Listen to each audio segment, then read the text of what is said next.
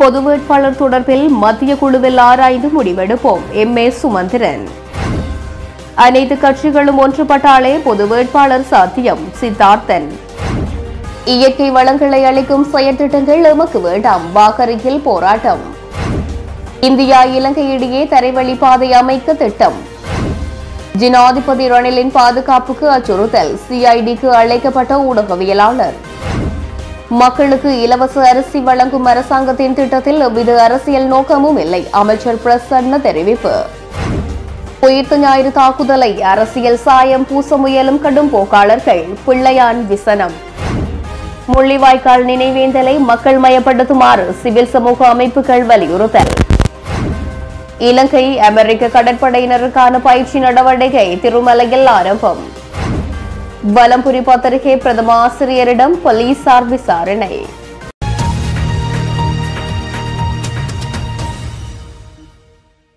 எதிர்வரும் மத்திய குழுவில் பொது வேட்பாளர் ஒருவரினை நிறுத்துவதனால் ஏற்படும் சாதக பாதகங்கள் தொடர்பில் அனைத்தையும் ஆராய்ந்து ஒரு சரியான முடிவை எடுப்போம் என இலங்கை தமிழரசு கட்சியின் நாடாளுமன்ற உறுப்பினர் எம்.ஏ. சுமந்திரன் தெரிவித்தார். யாழில் இடம்பெற்ற நிகழ்வு ஒன்றில் கலந்து கொண்ட பின்னர் ஊடகவியலாளர்கள் எழுப்பிய கேள்விக்கு பதிலளிக்கும் போது அவர் மேற்கண்டவாறு தெரிவித்தார். அவர் மேலும் தெரிவிக்கையில், எங்களோட கட்சியை பொறுத்தவரையில் கட்சி மத்திய செயற்குழு கூடித்தான் அந்த தீர்மானம் நாங்கள் எடுப்போம். 23ஆம் தேதி கட்சியிட மத்திய செயற்குழு கூட இருக்குது. நான் நினைக்கிறேன் அதில் ஒரு ஆரம்பகட்ட பேச்சுவார்த்தை நடக்கும். இது சம்பந்தமாக எல்லா சாதக பாதகங்கள் அனைத்தையும் ஆராய்ந்து நாங்கள் சரியான ஒரு முடிவெடுப்போம். அதுவும் நாங்கள் கட்சியிட கூட்டத்தில் தான் முடிவெடுப்போம். அதுக்கப்புறம் அறிவிப்போம். அனைத்து கட்சிகளும் ஒற்றுமைப்பட்டாலே பொது வேட்பாளர் சாத்தியம் என புளொட் அமைப்பின் தலைவரும் நாடாளுமன்ற உறுப்பினருமான சித்தார்த்தன் தெரிவித்தார்.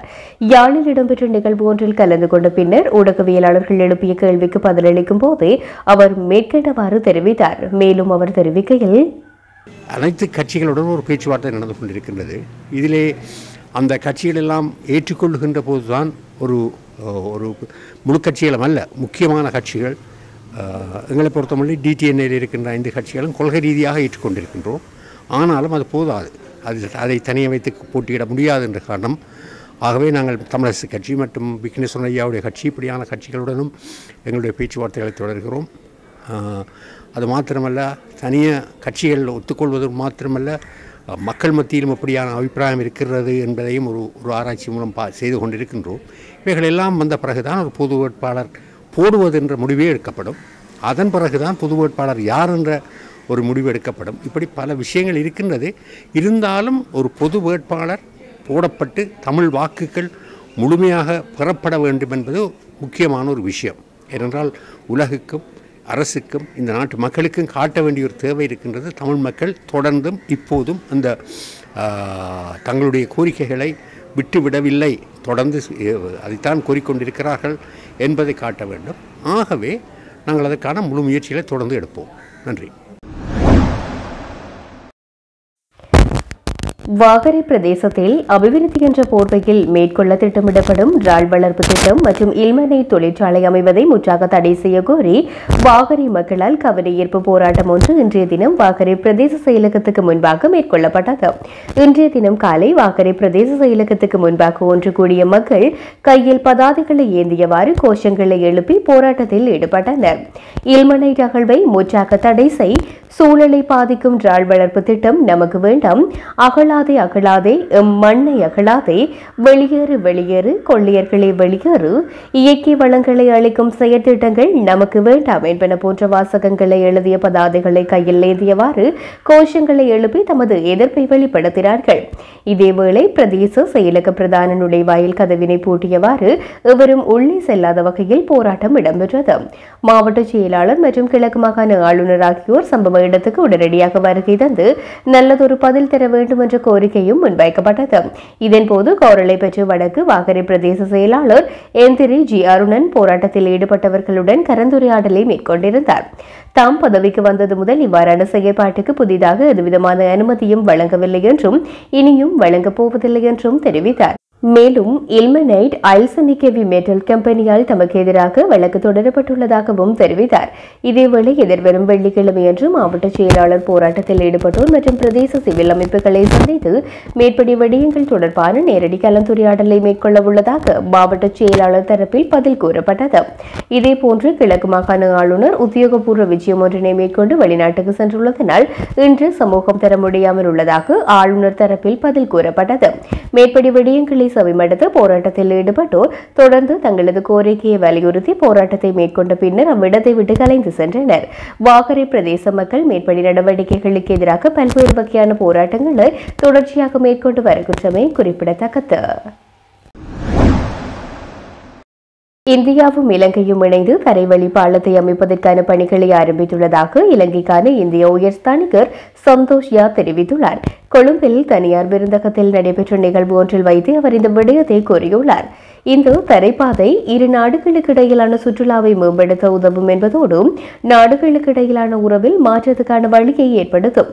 சுற்றுலாவை மேம்படுத்துவது இரண்டு நாடுகளின் முக்கிய நோக்கமாக இருப்பதாக குறிப்பிட்ட உயர்ஸ்தானிகர் இலங்கையை பொறுத்தவரை இது பொருளாதார நடவடிக்கைகளுக்கு ஒரு முக்கிய ஆதாரமாக இருந்து வருகின்றது என்றும் குறிப்பிட்டார்.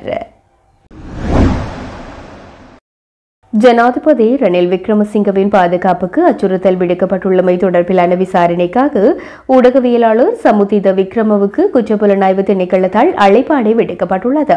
குறித்த விடயம் தொடர்பாக குற்றப்புலனாய்வு திணைக்களத்துக்கு வழங்கப்பட்டுள்ள முறைப்பாட்டுக்கு அமைவாகவே இந்த நடவடிக்கை மேற்கொள்ளப்பட்டுள்ளது. நீதவான் திலின கமகேவை கொல்வதற்கு பாதாள உலகத்துடன் இணைந்து சதி செய்து டிஐஜி சகாவின் ஒலிநாடா இதோ எனும் தலைப்பினை கொண்ட காணொளி சமுதிதவால் அவரது யூடியூப் தளத்தில் கடந்த மாதம் 27ஆம் தேதி வெளியிடப்பட்டிருந்தது. குறித்த காணொளி தொடர்பான அனைத்து விவரங்களையும் தகவல்களையும் கொண்டு வருமாறும் குற்றப்புலனாய்வு திணைக்களத்தினர் சமுதிதவுக்கு உத்தரவிட்டுள்ளனர். குறைந்த வருமானம் பெறும் மக்களுக்கு இலவச அரிசி வழங்கும் அரசாங்கத்தின் திட்டத்தில் எந்தவித அரசியல் நோக்கமும் இல்லை எனவும் அது தேர்தலுக்கான இலக்கு அல்ல எனவும் ஆளும் கட்சியின் பிரதான அமைப்பாளரான நகர அபிவிருத்தி மற்றும் வீடமைப்பு அமைச்சர் பிரசன்ன ரணதுங்க தெரிவித்துள்ளார். கம்பகாவில் குறைந்த வருமானம் பெறும் குடும்பங்களுக்கான அரிசி வழங்கும் நிகழ்வில் நேற்றைய தினம் கலந்து கொண்டு உரையாற்றும் போது அமைச்சர் பிரசன்ன ரணதுங்க இதனை தெரிவித்தார். இது தொடர்பில் அவர் மேலும் தெரிவிக்கையில், எதிர்வரும் ஜனாதிபதி தேர்தலை இலக்காக கொண்டு அரிசி விநியோகம் மேற்கொள்ளப்படவில்லை. அரசாங்கம் மக்களுக்கு எதையாவது விநியோகித்தால் அது தேர்தலுக்கான இலக்கு என்றும், எதிர்க்கட்சிகள் எதையாவது விநியோகித்தால் அது சமூக சேவை என்றும் கூறும் எதிர்க்கட்சிகளின் மாநாட்டு கோட்பாட்டுக்கு மக்கள் ஏமாற வேண்டாம் எனவும் அமைச்சர் பிரசன்ன வேண்டுகோள் விடுத்தார்.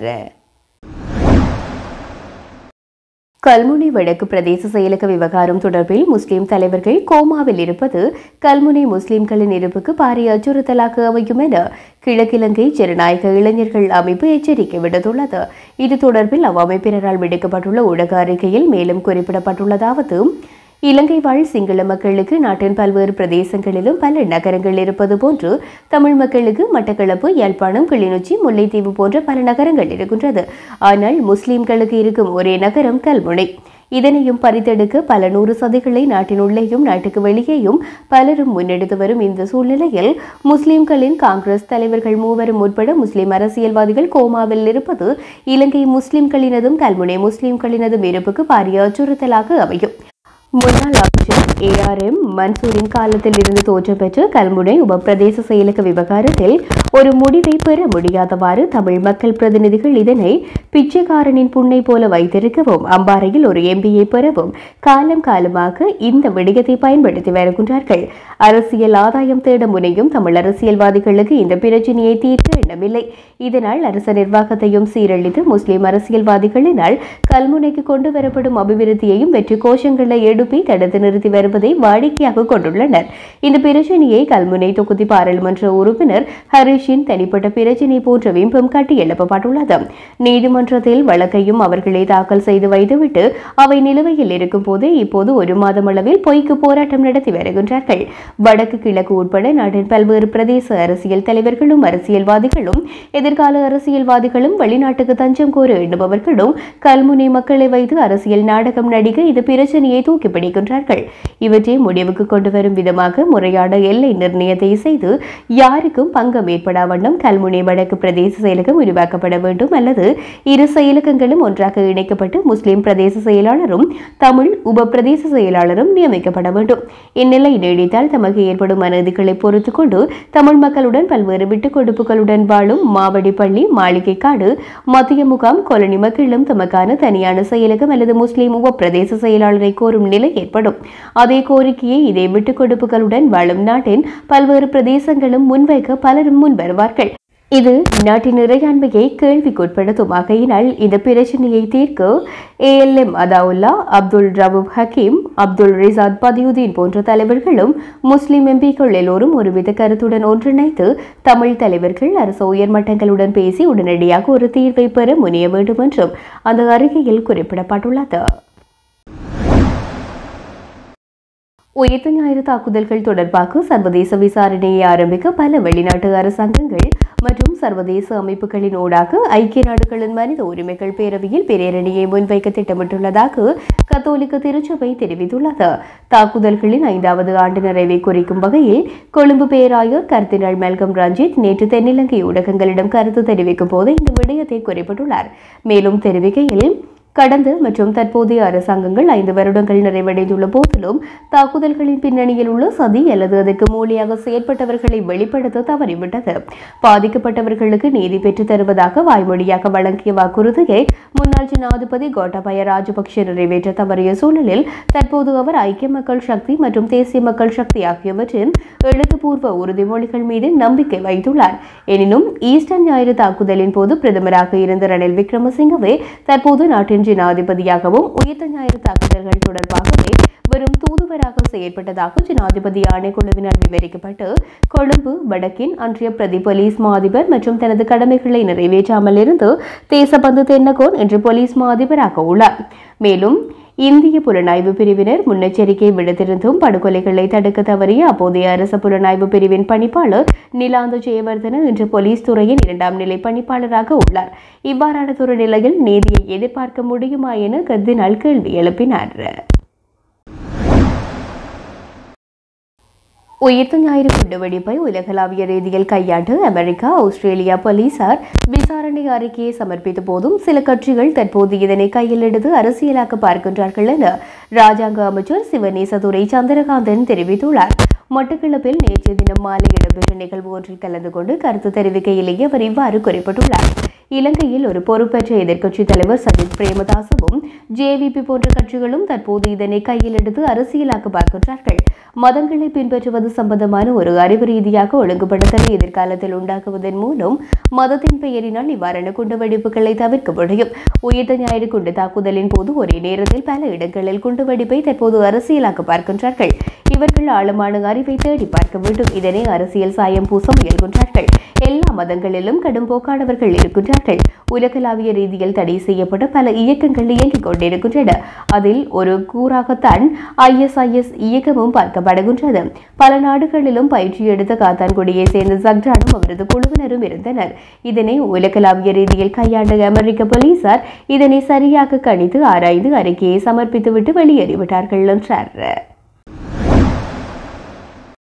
முள்ளிவாய்க்கால் பேரவல நினைவேந்தல் எதிர்வரும் மே மாதம் 18ஆம் தேதி 15வது ஆண்டாக அனுஷ்டிக்கப்பட உள்ள நிலையில் பல்வேறு புதிய வழிமுறைகளூடாக மக்கள் மயப்படுத்த வேண்டும் என சிவில் சமூக அமைப்புகளின் பிரதிநிதிகள் வலியுறுத்தியுள்ளனர். யாழ்ப்பாண புனித தெரேசா தேவாலயம் ஒன்றில் நேற்று சிவில் சமூக அமைப்புகளின் கலந்துரையாடலை தொடர்ந்து இடம்பெற்றுள்ள ஊடக சந்திப்பிலேயே அவர்கள் இந்த விடயத்தினை குறிப்பிட்டுள்ளனர். இந்த தினத்தை மே 18 நாங்கள் தமிழ் மக்களின் இன அழிப்பு நாள் என்று பிரகடனப்படுத்தி கடந்த பல வருடங்களாக தமிழர் தரப்பு அதனை நினைவு கூர்ந்து வருகிறது.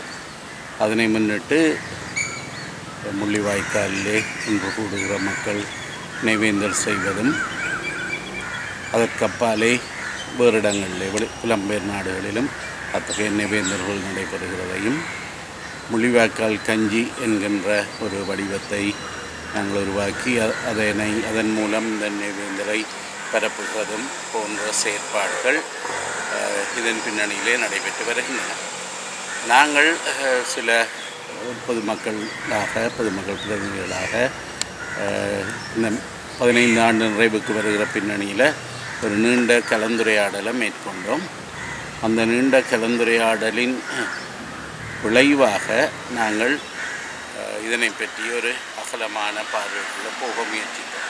ஒருமனே தமிழர் என்ற அடிப்படையில் மட்டும் நாங்கள் இந்த கலந்துரையாடலில் ஈடுபடையில், மாறாக இந்த பிரபஞ்சத்தின் ஒரு பிரஜையாக, ஒரு மனித பிறவி புள்ளியாக பல மனிதர்கள் படுகின்ற அவலங்களை, உலகம் முழுவதும் நடக்கின்ற விடயங்களை, இவையெல்லாம் அவ்வாறு ஒரு கட்டமைக்கப்பட்ட ஒரு நேர்கோட்டுக்குள்ளே கொண்டு வரப்பட்டு இந்த துயரங்கள் தொடர்கின்ற பாங்கை, இவற்றை எல்லாமே நாங்கள் கேள்விக்குட்படுத்தினோம்.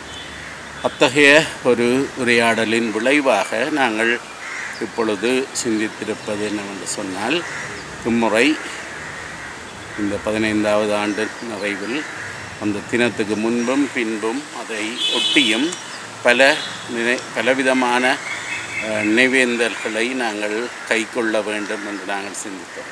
எங்கள் மத்தியிலே பாரம்பரிய கலைஞர்கள் இருக்கிறார்கள், நவீன கலைஞர்கள் இருக்கிறார்கள், ஓவியர்கள் இருக்கிறார்கள், நாடக நடிகர்கள் இருக்கிறார்கள், நடனக்கலை வல்லுநர் இருக்கிறார்கள், இசைக்கலைஞர்கள் இருக்கிறார்கள், இவ்வாறு பல துறை சார்ந்த கலைஞர்கள் இருக்கிறார்கள். அப்போ இவர்களுடைய ஆற்றுகைகளை இதையொட்டி வெளிக்கொணர்வது ஒரு முக்கியமான விடயம் என்று நாங்கள் கருதினோம். ஒரு நாளில் இல்லை, வசதியான நாட்களிலே அந்தந்த துறை சார்ந்தவர்கள் அவ்வப்பொழுது அவற்றை இந்த மனித புள்ளியிலிருந்து, முள்ளிவாய்க்கால் என்கின்ற அந்த அவல புள்ளியிலிருந்து எதிர்காலம் நோக்கிய ஒரு சிந்தனையோடு பயணிப்பதற்கு நாங்கள் என்ன செய்யலாம், இந்த அமைப்புகள் ஒவ்வொன்றும் சிந்தித்து தமது பங்களிப்பை வழங்க வேண்டும் என்று நாங்கள் பார்க்கிறோம். அதுபோல் கலைஞர்களைப் போல புலமையாளர்கள் இருக்கிறார்கள்.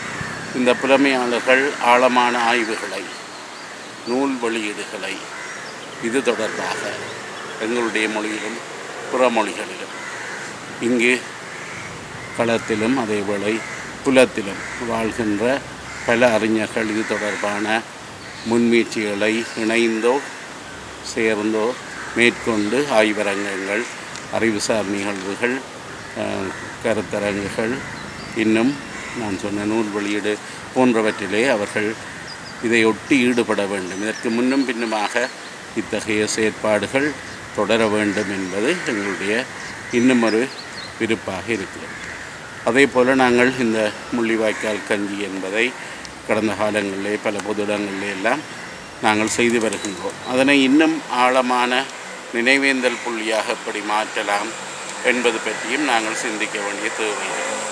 கிராமங்கள் தோறும் ஒவ்வொரு வீட்டிலும் குடியரசி சேர்க்கிற வகையிலே சேர்த்து கிராமத்தின் ஒரு பொது நிகழ்வாக இதனை கொண்டு வந்தால் அந்த கிராமத்தில் உள்ள ஒவ்வொரு வீடும் இதற்கு ஏதாவது பங்களிப்பு செய்ய முடியும் என்று நாங்கள் கருதுகிறோம். அவை ஒரு பொதுவான நிகழ்வாக மட்டுமல்ல, அவர்களுக்கு வசதியான பொழுது, ஆனால் கிராமத்திலே கிராமமாக பல கிராமங்களிலே இவ்வாறு நடைபெறுகிறது அடித்தட்டுக்கு இந்த விடயத்தை கொண்டு போவதற்கு பெரும் துணையாக இருக்குது. முள்ளிவாய்க்கால் அவலம் நிகழ்ந்து இன்று 15 ஆண்டுகள் ஆகிவிட்டது. இன்று 15, 20 வயது பிள்ளைகளுக்கு இது பற்றி எதுவும் தெரியாத நிலையில் இருக்கலாம். ஆகவே எங்களுடைய கல்வி புலத்திலே, பாடசாலைகளிலே இந்த பிள்ளைகளுக்கு இதை பற்றின ஒரு தெளிவை கொண்டு வருவதற்கு என்ன செய்வது, அதனை பற்றிய அனுபவ பகிர்வுகளை அவர்களோடு எவ்வாறு மேற்கொள்வது, எங்களுடைய அடுத்த தலைமுறைக்கு இந்த நினைவுகளை நாங்கள் எவ்வாறு கடத்துவோம், இவ்வாறான செயல் திட்டங்களை கல்வித்துறை சார்ந்தவர்கள், அவற்றிலே ஈடுபாடு கொண்டவர்கள் அவர்கள் செய்ய வேண்டும் என்று நாங்கள் விரும்புகிறோம். ஆகவே மக்களாக நாங்கள் சேர்ந்து சிந்தித்த பொழுது இவ்வாறான பல தளங்களிலே நடக்கக்கூடிய ஒரு நீண்ட செயல்பாடுகள் அவசியமானது என்று கருதுகிறோம். வெறுமனே ஒரு நாள் நிகழ்வாக இது முடிந்துவிடக்கூடாது. மாறாக இந்த நினைவை எங்களுடைய மக்களுடைய உணர்வுகளுக்குள்ளே கொண்டு போய் மக்களை ஒரு திரளாக சேர்ப்பதற்கும் இது ஒரு அவசியமானது. இதனை நாங்கள் ஒரு சில சமூக அமைப்புகளிடமோ அல்லது ஒரு சில கட்சிகளிடமோ கையெழுத்து விட்டு இருக்க முடியாது. நாங்கள் அளித்த ஒரு வாக்கோடு எங்களுடைய கடமை தீர்ந்தது, இனி அவர்கள் பார்த்து கொள்வார்கள் என்று மக்கள் பேசாதிருக்க முடியாது. மக்கள் பேசுவது அவசியமானது. ஏனென்றால் பேச வேண்டிய பலதரப்புகள் பேசவில்லை. இந்த 15 ஆண்டுகளாக இந்த பேச்சு போதாமல் இருக்கிறது. ஆகவே களத்தில் வாழுகிற மக்கள் நாங்கள் இதனை பற்றி பேச தொடங்குகிறோம். இதனை பற்றி பகிரங்க பள்ளிகளிலே நாங்கள் கருத்து தெரிவிக்கிற முயற்சியில் ஈடுபடுகிறோம். அதே போல் புலத்தில் வாழ்கின்ற மது தமிழர்களும் அந்த மக்கள் பேச வேண்டும். வெறுமனே ஒரு சில அமைப்புகளிடம் மட்டும் பொறுப்பை ஒப்படைத்துவிட்டு தாங்கள் ஒதுங்கி இருக்காமல் மக்கள், புலம்பெயர்ந்த மக்கள் தமக்குள்ளே சிந்திக்க வேண்டும் என்று நினைக்கிறோம். அதே போல் தமிழ்நாடுகளுடைய முக்கியமான ஒரு தளம். தமிழ்நாட்டிலே வெறுமனே அங்கு சில கட்சிகள் இதனை பற்றி பேசுவதென்ற நிலையை கடந்து சாதாரண மக்கள் இதனை தங்களுடைய ஒரு பிரச்சனையாக பார்க்கவும் இதற்காக குரல் கொடுக்கவும் முன்வர வேண்டும். அதே போல் தெற்கிலே இருக்கக்கூடிய எங்களுடைய பல நேச சக்திகள், எங்களுடைய பிரச்சனையை புரிந்து கொண்டவர்கள், அவர்கள் இவற்றை தெற்கிலே அவர்களுடைய மொழியில் எவ்வாறு முன்னெடுக்கலாம் என்பது பற்றிய ஊடாட்டங்கள் அவசியம். ஆகவே நாங்கள் அந்த மக்களோடும் தொடர்புகளை ஏற்படுத்தி அவர்களும் இதனை பற்றி பேசுகிற ஒரு சூழலை உருவாக்க வேண்டும். ஆகவே இதனை நாங்கள் ஒரு முள்ளிவாய்க்காலை ஒரு நாள் நிகழ்வாக கருதாமல் மாறாக ஒரு தொடர் நிகழ்வாக அல்லது தொடர் நினைவேந்தலாக அந்த நினைவை எவ்வாறு நாங்கள் எங்களுக்கான அபிலாஷைகளை மீட்டெடுப்பதற்கான ஒரு கருவியாக பயன்படுத்துவது என்கின்ற விடயத்திலே தொடர்ந்து கவனம் செலுத்தி முன்னேறுவதற்கு முயற்சிக்க வேண்டும் என்பதே இந்த மக்களாக நாங்கள் சிந்தித்ததன் வெளிப்பாடு. அதனைத்தான் நாங்கள் இன்று பதிவு செய்ய விரும்புகிறோம். வணக்கம். யாழ்ப்பாண பல்கலைக்கழக மாணவர் ஒன்றியம் தமிழின படுகொலை சார்ந்த உரையாடலை தமிழின படுகொலையை மக்கள் மயப்படுத்தக்கூடிய இந்த முயற்சிகள் நடைபெற்று வரக்கூடிய இந்த நிலையில் இன்னமும் யுத்தம் நிறைவு பெற்று 15 ஆண்டுகள் கடந்தும் தமிழ் மக்கள் இன்னும் அரசியல் படுத்தப்பட்டு அணி திரட்டப்படாத இந்த சூழலில் யுத்த காலத்திலே 10 to 12 வயது நிரம்பியவர்களாக இருக்கக்கூடிய எங்களுடைய தலைமுறையினுடைய பார்வையில் இருந்து இந்த ஆண்டு முதல் இந்த தமிழின படுகொலை நாளை எப்படி முன்கொண்டு செல்லலாம் என்பது தொடர்பிலே பல்கலைக்கழக மாணவர் ஒன்றியமாக எங்களுடைய திட்டங்களை நாங்கள் வகுத்து செயற்பட்டு கொண்டிருக்கிறோம். அதிலும் குறிப்பாக தற்பொழுது தமிழின படுகொலை என்பது ஒரு சாதாரண ஒரு அழுதுவிட்டு போகக்கூடிய ஒரு நினைவுக்குரிய ஒரு நாளாக மட்டுமே தற்காலத்திலே மாற்றப்பட்டு கொண்டு வருகிறது. குறிப்பாக நல்லிணக்கம் சார்ந்த ஒரு உரையாடல் தற்பொழுது இந்த நாட்டிலே அதிகமாக பேசப்பட்டு கொண்டு வருகிறது. குறிப்பாக அது எங்கள் தலைமுறையினரிடையே அது சார்ந்த உரையாடல் அதிகமாக பேசப்படுகிறது. இங்கு நல்லிணக்கத்துக்கு எங்கேயுமே நாங்கள் எதிரானவர்கள் அல்ல. ஆனால் நல்லிணக்கம் என்ற பெயரிலே வரக்கூடிய இந்த உரையாடல்கள் ஒவ்வொன்றுமே இங்கு இந்த மண்ணிலே நிகழ்ந்திருக்கக்கூடிய அல்லது நிகழ்த்தப்பட்டு கொண்டிருக்கக்கூடிய ஒவ்வொரு ஆக்கிரமிப்புகளையும் ஒவ்வொரு அநீதிகளையுமே அது மறைத்து கொண்டிருக்கிறதாக நாங்கள் பார்த்து கொண்டிருக்கிறோம். ஒரு சாதாரணமாக சொல்ல போனால் இப்பொழுது அண்மை காலமாக முள்ளிவாய்க்காலிலே இடம்பெற்றது இனப்படுகொலை என்பதை விட அங்கு மக்கள் கொல்லப்பட்டார்கள், இனப்படுகொலை செய்யப்பட்டார்கள் என்பதை விட அங்கு மக்கள் இறந்தார்கள் என்ற உரிய சொற்பதங்கள்லாம் அதிகம் உச்சரிக்கப்பட்டு வருகிறது. இவ்வாறான ஒரு சூழலிலே வடக்கு கிழக்கு மலையகம் என்று இலங்கையினுடைய அனைத்து பகுதிகளிலிருந்து கற்கக்கூடிய மாணவர்களை ஒரு தொகுப்பாக வைத்திருக்கக்கூடிய எமது யாழ்ப்பாண பல்கலைக்கழகத்திலே மாணவர்கள் அதாவது 8 மாவட்டங்களுக்கும் ஒரு ஊடகமாக அனைத்து விடயங்களையும் கொண்டு சேர்ப்பதற்கான ஒரு வளமாக யாழ்ப்பாண பல்கலைக்கழகம் காணப்படக்கூடிய இந்த சூழலில் பல்கலைக்கழக மாணவர்களாக மாணவர் ஒன்றியமாக நாங்கள் சில செயற்பாடுகளை இவ்வாண்டு சிறப்பாக வகுத்து செயற்படுவதற்கு திட்டமிட்டிருக்கிறோம். அந்த வகையில் கடந்த ஆண்டு வடக்கு கிழக்கிலே இருக்கக்கூடிய 8 மாவட்டங்களுக்கும் முள்ளிவாய்க்கால் கஞ்சிகளை கொண்டே வழங்கி பாடசாலை மாணவர்களை குறிப்பாக அது இலக்காக நிர்ணயித்து செயற்பட்டிருந்தோம்.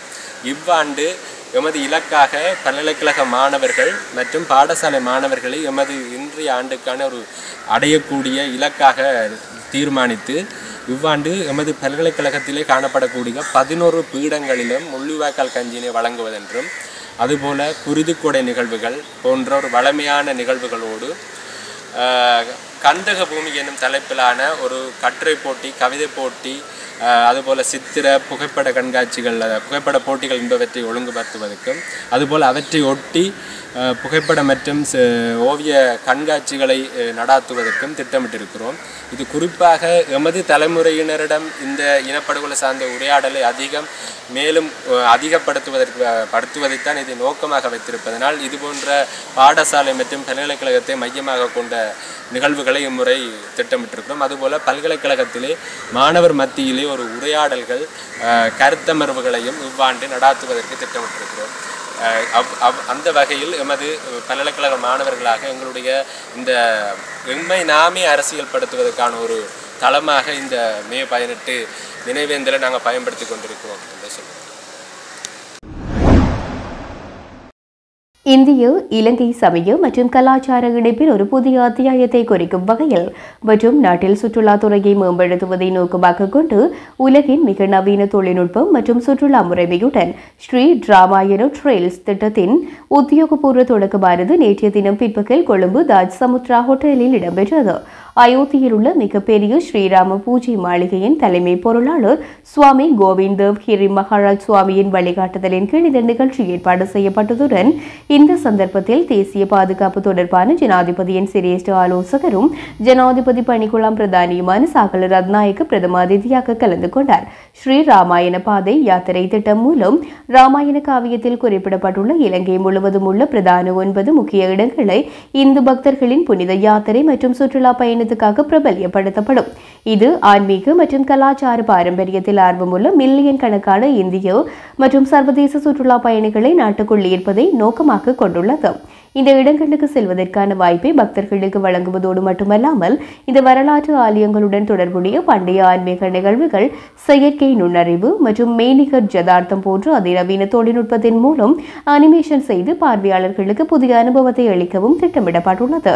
மன்னாரில் உள்ள ஆதாம் பாலம் முதல் நுவரெலியா சீதா எலியா வரை ராமாயணத்தில் குறிப்பிடப்பட்டுள்ள ஒவ்வொரு இடமும் இந்த யாத்திரை திட்டத்துக்காக தெரிவு செய்யப்பட்டுள்ளது.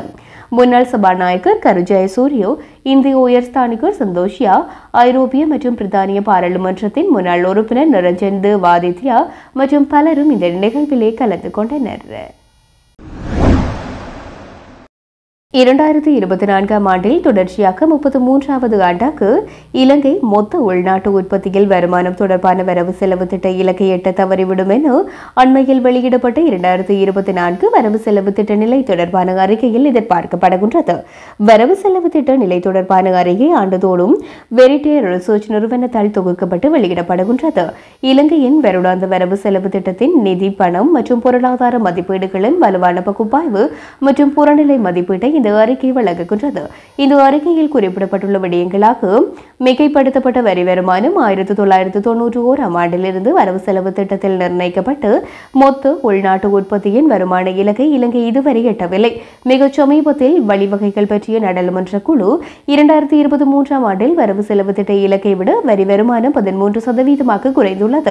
2024ஆம் ஆண்டில் அரசாங்கம் ரூபாய் 4164 பில்லியன் வருமானத்தை எதிர்பார்க்கின்றது. இது 2023ஆம் ஆண்டுக்கான அதன் திருத்தப்பட்ட கணிப்புகளிலிருந்து 42% அதிகரிப்பாகும். எவ்வாறாயினும் வரவு செலவு திட்ட நிலை தொடர்பான அறிக்கை 14% பற்றாக்குறையை கணித்துள்ளதுடன் வருமானம் ரூபாய் 3570 பில்லியனாக இருக்கும். பெறுமதி சேர்வட் வரி மூலம் கிடைக்கும் வருமானம் மிகைப்படுத்தப்பட்டே கணிக்கப்பட்ட பற்றாக்குறையில் 61% காரணம். கூட்டாண்மை வருமான வரி, தனிநபர் வருமான வரி, சமூக பாதுகாப்பு பங்களிப்பு வரி மற்றும் சுங்க இறக்குமதி வரி ஆகியவற்றிலிருந்து கிடைக்கும் வருமானம் மிகைப்படுத்தப்பட்டே சீதமுள்ள 39% காரணமாக இருக்கின்றது. வருமானத்தில் வட்டி விகிதம் உலகில் வருமானத்துக்கு அதிக வட்டி செலவு விகிதத்தை இலங்கை கொண்டுள்ளதுடன் இந்த விகிதத்தை குறைப்பது பேரின பொருளாதார உறுதிப்பாடு மற்றும் நிலைத்தன்மைக்கு முக்கியமானதாகும். 2024ஆம் ஆண்டிற்கான வரவு செலவு திட்டம் இந்த விகிதத்தை 64% குறைக்க எதிர்பார்க்கின்றது. வாராயினும் வரவு செலவு திட்ட நிலை தொடர்பான அறிக்கையின் வருமான கணிப்புகள் மற்றும் வட்டி செலவுகள் தொடர்பான அரசாங்க கணக்கீடு ஆகியவை கடந்த சில ஆண்டுகளைப் போலவே இந்த ஆண்டும் இது 70% தாண்டும் என குறிப்பிட்டுள்ளது. இலங்கை மற்றும் அமெரிக்க கடற்படையினர்களுக்கு இடையிலான பயிற்சி நடவடிக்கை திருகோணமலையில் இன்றைய தினம் ஆரம்பமாகியுள்ளது. இரு நாட்டு கடற்படையினருக்கும் இடையிலான ஒத்துழைப்பு பயிற்சி என பெயரிடப்பட்டுள்ள குறித்த பயிற்சி நடவடிக்கை எதிர்வரும் 26ஆம் தேதி வரை இடம்பெறவுள்ளது. இந்தோ பசிபிக் பிராந்தியத்தில் பாதுகாப்பினை பேணுதல், பிராந்தியத்தில் பாதுகாப்பு ஒத்துழைப்பினை வலுப்படுத்துதல் உள்ளிட்ட நோக்கங்களுடன் 5வது தடவையாக இரு நாடுகளுக்கும் இடையிலான கடற்படை பயிற்சி நடவடிக்கை ஆரம்பிக்கப்பட்டுள்ளது. யாழ்ப்பாணத்தை தளமாக கொண்டு இயங்கும் வலம்புரி பத்திரிகையின் பிரதம ஆசிரியர் நல்லையா விஜயசுந்தரத்திற்கு எதிராக வடக்கு மாகாண ஆளுநரால் யாழ்ப்பாணம் போலீஸ் நிலையத்தில் முறைப்பாடு ஒன்று பதிவு செய்யப்பட்டதை அடுத்து வலம்புரியின் பிரதம ஆசிரியர் போலீசாரினால் விசாரணைக்கு உட்படுத்தப்பட்டுள்ளார். கடந்த மார்ச் மாதம் 18ஆம் தேதி வலம்புரி பத்திரிகையில் பிரசுரமான வடக்கு மாகாண ஆளுநருக்கு ஒரு அவசர மடல் என்ற ஆசிரியர் தலையங்கத்துக்கு எதிராகவே குறித்த முறைப்பாடு பதிவாகி இருக்கின்றது.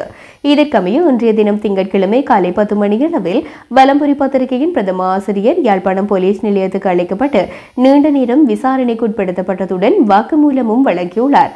குறித்த முறைப்பாட்டினை வடக்கு மாகாண ஆளுநர் சார்பில் வடக்கு மாகாண ஆளுநர் அலுவலக கணக்காய்வாளர் பதிவு செய்திருந்தார் என்பது குறிப்பிடத்தக்கது.